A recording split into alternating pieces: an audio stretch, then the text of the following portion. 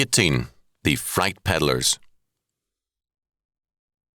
I read something last night which took me back to my school days, to the earlier years of elementary school, but not very pleasantly. It was a statement by a prominent authority that we have only enough coal, oil and gas in the world's reserves to last another 20 years. I recall hearing that statement 50 years ago in a classroom.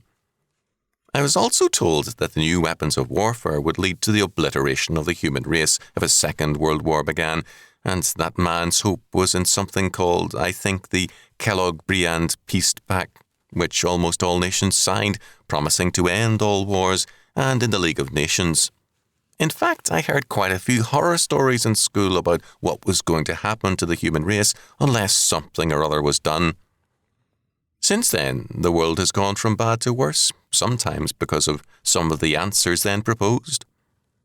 But our children and grandchildren still get the same horror stories, and college classrooms are full of them.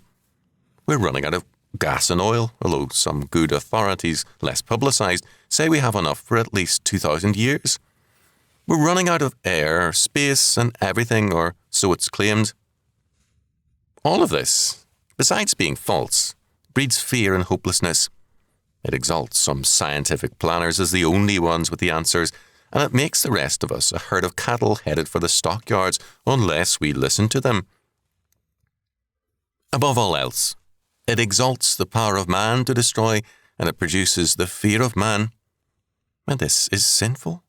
God demands of us, "Who art thou that thou shouldest be afraid of a man that shall die, and of the Son of Man which shall be made of grass, and forgettest the Lord thy Maker?"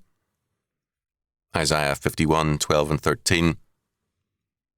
The creation of the world and its government is a work of the Lord, and it's not in his declared plan that man will destroy it.